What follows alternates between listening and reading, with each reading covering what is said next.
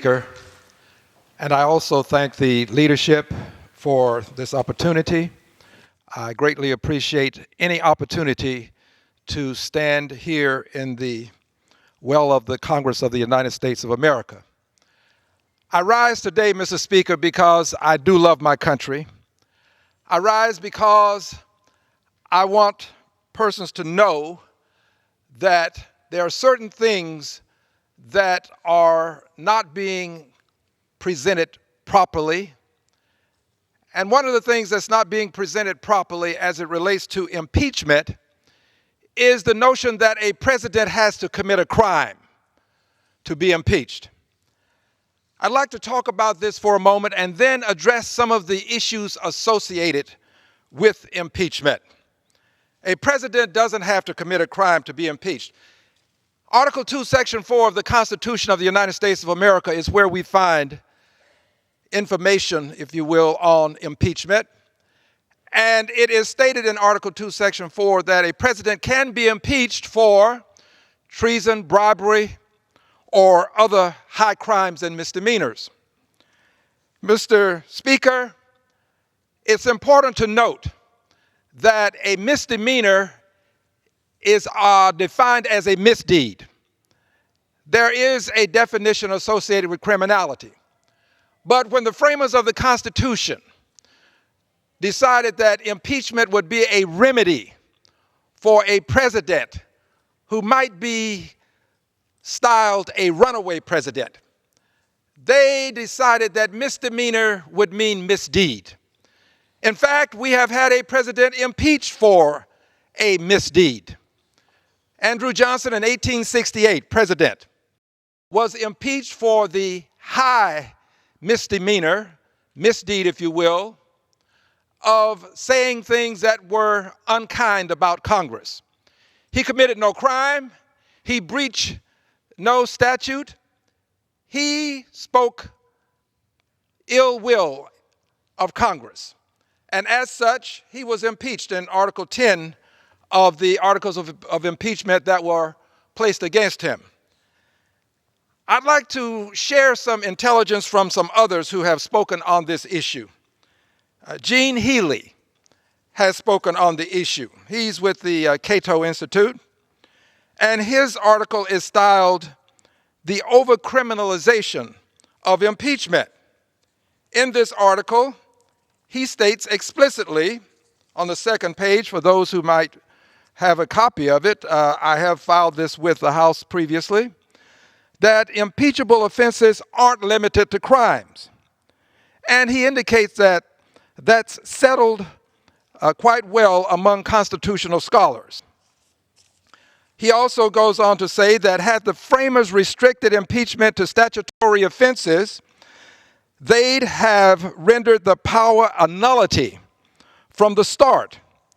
In the early republic, there were very few crimes and certainly not enough to cover the range of misdeeds, important word, misdeeds that would rightly disqualify public officials from continued service. Misdeeds, misdemeanors. He goes on to say that it's important to get this straight because confusing impeachment with a criminal process can be harmful to our political health. It may lead us to stretch criminal law to get the president or his associates, warping its future applications to ordinary citizens. It is important that we get this straight because a crime, obviously, can be an impeachable offense, but it can also be something that a person is not impeached for, a president is not impeached for, depending on the severity, I suppose. But a president can also be impeached for the misdeeds committed while in office. One of the things that Mr. Healy addresses that I'd like to point out that's important as it relates to why we have this belief that a president must be impeached for a crime is this. Unfortunately, we have outsourced the investigative function associated with impeachment to some other body, to some independent agency, to the Justice Department, if you will. In so doing, we've given the impression that this is something that involves a crime. But the framers of the Constitution thought long and hard about this. And they saw that there could be the appearance of impropriety if we allowed the executive branch to investigate itself, in the sense that the Justice Department is a part of the executive branch. So do you really want the executive branch investigating the president, who is the chief executive officer? There are times, such as what we have now, when you have the executive outsourcing the actual investigation to a third party.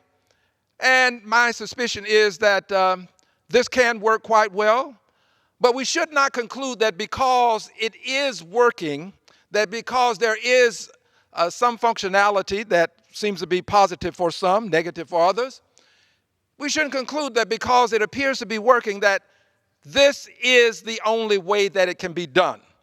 We shouldn't conclude that at the end of an investigation, if there is no finding of criminality, that an impeachment cannot go forward. Because notwithstanding the findings of a special investigator or a special body that is assigned the task of investigating, we should not conclude that if there is not a finding of criminality, that we cannot go forward with an impeachment. As a matter of fact, we can go forward with an impeachment while a body is performing this function, while a body is investigating. We can go forward before there is an investigation by a body. We can go forward after there is an investigation. The House of Representatives is the place where impeachment takes place. Any member of the House of Representatives can bring articles of impeachment, and these articles of impeachment will have to be brought before the entirety of the House of Representatives. Impeachment is not limited to crimes committed, and a member can bring articles of impeachment based upon the harm that a president is imposing upon society by virtue of the president's acts, behavior, misdeeds, if you will. The president can be impeached without committing a crime. I had the good fortune of being on a program with Chris Hayes last night. He is the host. And he mentioned an article that is written by Ezra Klein. And it is styled, "The Case for Normalizing Impeachment. Impeaching an unfit president has consequences, but leaving one in office could be worse."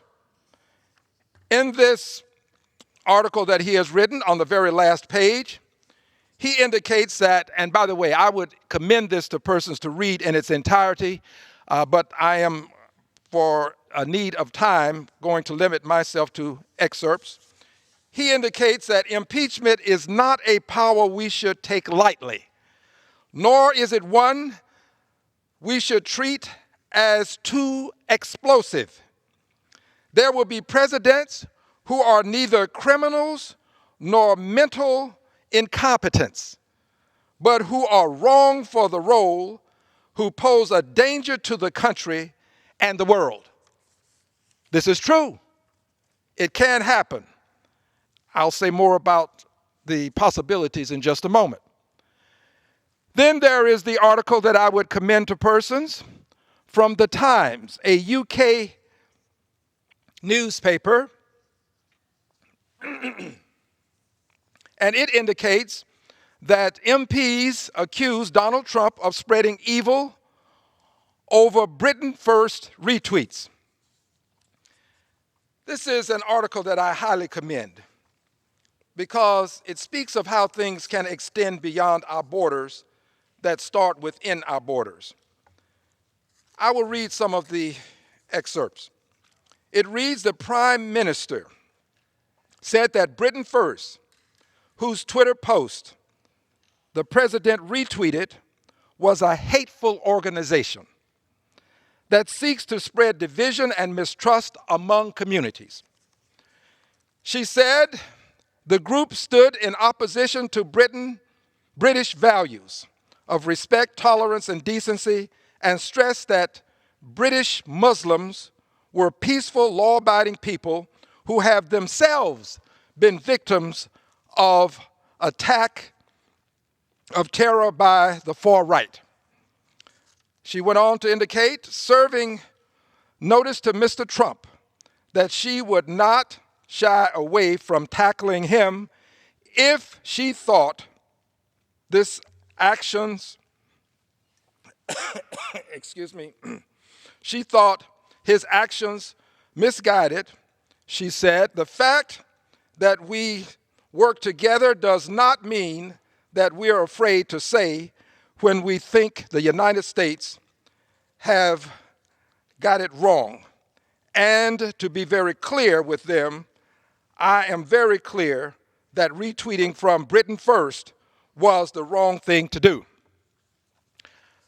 We have been criticized greatly for the retweet that was inaccurate, a retweet that, quite frankly, could have been vetted. When you're the President of the United States of America, you have access to intelligence about things happening around the world.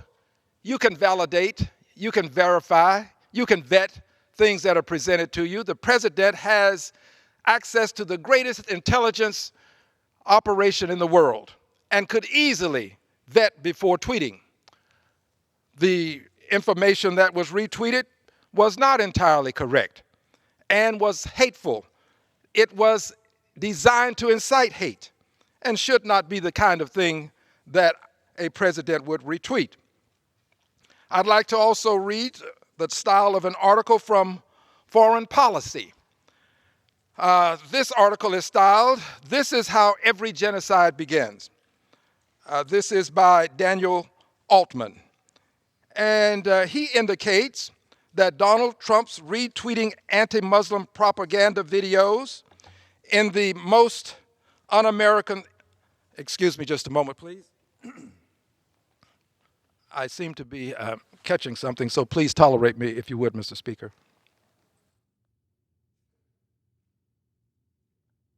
I thank the person who brought the elixir of life water over to me. Again, Donald Trump's retweeting of anti-Muslim propaganda videos is the most un-American thing he has done as president. And he goes on to explain that we have to remove this president and his administration as soon as possible. And we have to do it by legal means, upholding the foundations of our democracy. We cannot expect help from the president's silent cabinet or his toadies in Congress, who seem more interested in maintaining their own power than saying a word against him. We have to use the only branch of government left to us, the courts. Now, he and I differ on this point. I do believe we can still bring articles of impeachment. But he concludes by saying this: the president is trying to generate panic against Muslims in America, and I'm paraphrasing, clearly putting them at risk of mob violence. And he says he hopes that he will face the full force of the law before it's too late. I might also go back a page or two and read this from this article. He indicates that the first thing that is done when we are going to move towards some sort of mob violence is to target the group that has target a group by demonizing it through a campaign of hateful misinformation. He goes on to say this is presented as legitimate information by people in positions of trust. This article I commend to persons as well. Now, moving forward to our current situation. It is my opinion, Mr. Speaker, that a president who is unmindful of the high duties of his high office, A president who is unmindful of the dignities and proprieties thereof. A president who has brought shame and disrepute upon the presidency, who has breached his trust as president to the manifest injury of American society, such that he creates hate and hostility. This president who sows these seeds of discord, this kind of president should be impeached. It is my opinion that a president who demeans a member of Congress, as one example, who indicates that a member of Congress performing duties as a member of Congress, duties that were associated with a constituent, that such a member of Congress is wacky. A president saying that a member of Congress is wacky creates circumstances for the member of Congress that are, to be very kind, quite unpleasant. A president doing this to a member of Congress has caused a great deal of concern. The member of Congress has had threats made. The member of Congress has had to take on extra security, has to, with great care, protect the staff. This is the kind of thing that we don't expect a member of Congress to have to endure as a result of something a president might say. A president who indicates that there will be a ban on Muslims coming into our country. A president should not single out a religious group and indicate that they should be banned from a country. In doing this, the president singles out people such that those who are of ill will look upon them as persons to be treated with some degree of disrespect and even harm. A president who talks about persons who have signed up to serve in our military and who have not done anything dishonorable, but who says that because they are transgender persons, they are persons who are not acceptable in the military. This sends a signal to people, it incites people to believe that the president sees these persons as less than persons who should be in the military, persons who should be treated in some way other than respectful as members of the military. A president who calls the mothers of persons who are professional athletes, SOBs is the term that was used, the B meaning that those persons were dogs, the mothers, calling the athletes themselves sons of dogs. Such a president is a person who is sowing seeds of discord. Such a president is a person who is inciting people to behave in a manner such that they would be antithetical to those persons who are the sons of persons that he has labeled as dogs. This is inappropriate behavior for a president. A president who concludes that persons who are members of the KKK, persons who are neo-Nazis, call themselves supremacists, such persons, when they are said to be very fine people, is a means of legitimizing people who are hateful, who are bigots, persons who have ill will for others in society simply because of who the others are. A president should not legitimize them by calling them very fine people.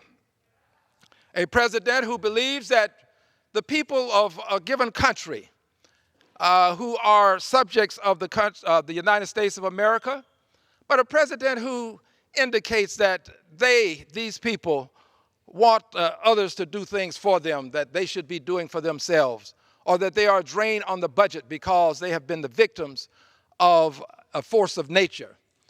A president who says these kinds of things sends a signal that indicates that these persons are not persons who are the best that we have in American society because they are citizens. Puerto Ricans are citizens. A president who does this is a president who is sowing seeds of mistrust, sowing seeds of discord. A president should not sow seeds of mistrust and discord. A president ought to be a unifying force within a country. A president ought to be the person that we look toward, look to for some sense of stability. A president ought to be about the business of keeping a country together rather than creating chasms within various persons and groups within a society. This is what young people expect of a president. Young people who are witnessing a president do things that bring about distrust and sow the seeds of discord are seeing something that is unusual, something that is not normal. And we don't want them to assume that what they are seeing is the norm. As a matter of fact, we need to let them know that this is not the norm. So, Mr. Speaker, I want to make it clear that these kinds of activities that create hate and hostility, that sow seeds of discord, these are impeachable. These are the kinds of things that the framers of the Constitution had in mind when they created Article 2, Section 4 of the Constitution. This is what Alexander Hamilton had in mind when he penned Federalist 65. Hamilton so much as indicated that impeachment would create a lot of discord within society. The act itself, he indicated that it could be very partisan. He indicated that there would be rancor, probably not in that specific term, but he indicated that people would be discombobulated to a great extent. And in so doing, he also went on to let us know, but it's something that is necessary. It's something that has to happen when you have a president who has committed misdeeds such that that president can be removed from office, and it does not have to be for a crime. This is something that constitutional scholars recognize, but it is also something that some people, for whatever reasons, do not acknowledge. They don't acknowledge it for reasons that I will allow them to explain, but the constitutional scholars who have delved into this to levels that most people don't, have acknowledged that presidents don't have to be impeached for crimes only. As a matter of fact, John Pickering in 1804, who was subject to impeachment, he was a federal judge. He was impeached and he committed no crime that was noted in the articles of impeachment. He was impeached for being intemperate. And as I indicated earlier, and I think some things bear repeating, Andrew Johnson was impeached in 1868, and in the 10th article of the Articles of Impeachment, it was alleged that he demeaned Congress. He said bad things about Congress. And as a result, he was impeached. Now, no president has been convicted. Impeachment is within the province of the House of Representatives. A majority of the members voting to impeach. A president is then impeached and the action moves to the Senate, where there is a trial in the Senate, presided over by the Chief Justice of the Supreme Court. If the president is found guilty, then the president is impeached and can be removed from office. The impeachment is validated and the president can be removed from office. But impeachment is something that occurs in the House of Representatives. And it is something that each member can bring before the House of Representatives. It is a responsibility that a member of Congress can assume by virtue of being a member of Congress and concluding that a president has committed impeachable offenses. These impeachable offenses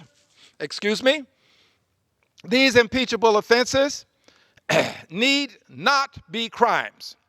I keep emphasizing this because really that's what this time is to be used efficaciously for. We want people to know in no uncertain terms that a president does not have to commit crimes to be impeached, that any of the 435 members of the House of Representatives can bring articles of impeachment before the body, and that when these articles of impeachment are brought before the body, the House has to act. How does the House have to act? The House of Representatives will allow the articles to be read once. Once they are read, there is a time set for them to be read a second time. I read articles of impeachment earlier, and I chose not to read them the second time, and as a result, they were not read, and as a result of not being read, the articles were not acted upon by the body. This is something every member can do. And by the way, when I did it as a result of my conscious decision to do so without any influence from any person on the planet Earth. It was a decision that was made before I came without any influence from any person. I'm saying this with the emphasis that I place upon it, Mr. Speaker, because there is some misinformation. I'm not offended by the misinformation. I just want to correct the record. These things get confused, and I understand it. Most people are not familiar with how this process works. But moving along, once the time is set for the second reading, the articles are read the second time. And thereafter, the articles may be voted up or down, or there may be a request made that the articles be sent to a committee. And if so, if a majority of the body concludes that they should go to a committee, then they will. Or there could be a motion or a request made to table the articles. And if they are tabled, they will be tabled and likely not to be brought back before the body again. But if they are allowed to be voted up or down, if a majority of the members conclude that impeachment is appropriate and say so by their vote, saying yes by their vote, then the president would be impeached and it would go to the Senate. In the Senate, you'd have to have a 2/3 vote to convict. But if the request is to table the articles of impeachment, then those who do not favor impeachment can vote to table. Because if you vote to table and that is successful, then you don't have to vote to impeach. Those who do not favor impeachment can vote to have the article sent to a committee, Judiciary Committee. If they don't favor impeachment, you can vote to send it to Judiciary Committee and there won't be a vote on impeachment. There can be other reasons. I don't want to conclude that the only reason that a person would vote to table is because the person doesn't want to vote to impeach. But these are the reasons that are ostensibly viewed as reasons for not voting for these various motions that can be made. I desire, if I bring articles of impeachment, my desire will be to have the articles voted up or down. And if they are voted up or down, that would accord everyone an opportunity to show the world where they stand on the question before the House, which of course would be impeachment. If a motion is made to table or a request to table, I will vote against that because I support impeachment. If a motion is made to send to committee, I will vote against this because I favor impeachment. This is important not only to me, but to my country. This is not about Democrats. It really is not. It's about the democracy. It's about government of the people, by the people, for the people. It's about the republic. It's not about Republicans. It's about whether we'll be able to retain the republic that we have. And many will recall that Franklin called that to our attention, that we have a republic when he addressed a certain person and indicated you have one if you can keep it. This is about keeping the republic, Mr. Speaker. It's not about Democrats and it's not about Republicans. About them in the sense that they are part of the House and they'll all have an opportunity to cast votes, but it's really not about something as simple as politics as usual. This is something to be taken seriously. I do take it seriously. It is something that the country is monitoring. The country, when polled, indicates its position on impeachment. And that position has been at 40%, some a little bit above, some below, depending on who's polling and how you poll, I suppose. But the country is aware of what's going on. People are paying attention. And we do have a duty to bring before this body what we, in good conscience, believe is appropriate. Good conscience is a good term. I believe in good conscience that there is a time to bring impeachment before this body. Excuse me again, please, Mr. Speaker.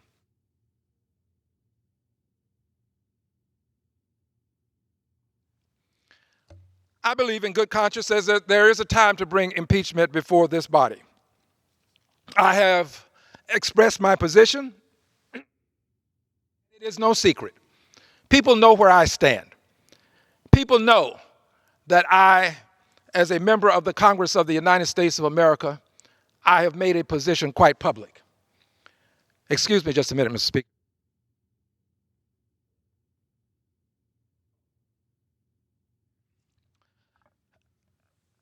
Thank you, Mr. Speaker. As I indicated, people know what my position is. They know that I have been straightforward. I have not been nebulous. I have not been shy. I believe what I say, and I say what I believe.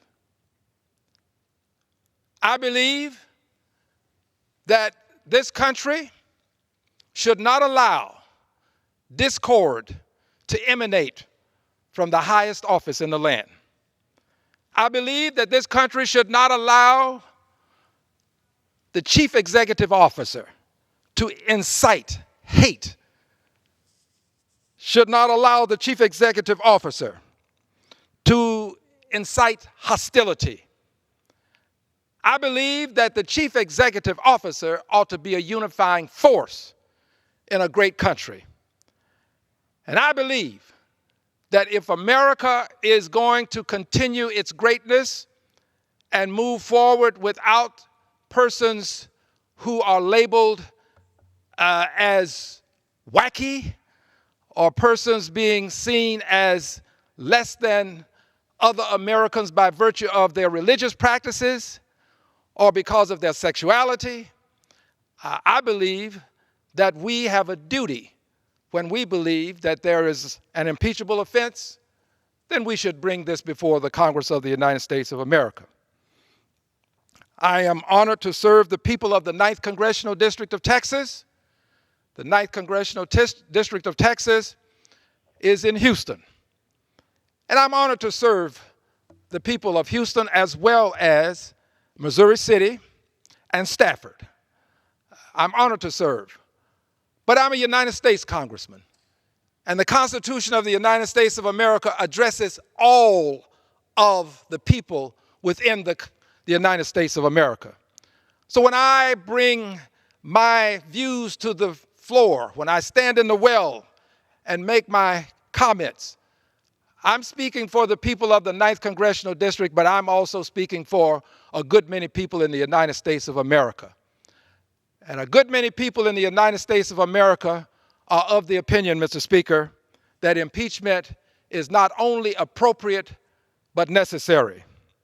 Therefore, Mr. Speaker, I'd like to announce that next week, here in the Congress of the United States of America, I will bring articles of impeachment to present to this body such that Donald J. Trump will be impeached. I yield back the balance of my time. Gentleman yields back. We have anybody else? Members are reminded to refrain from engaging in personalities towards the president.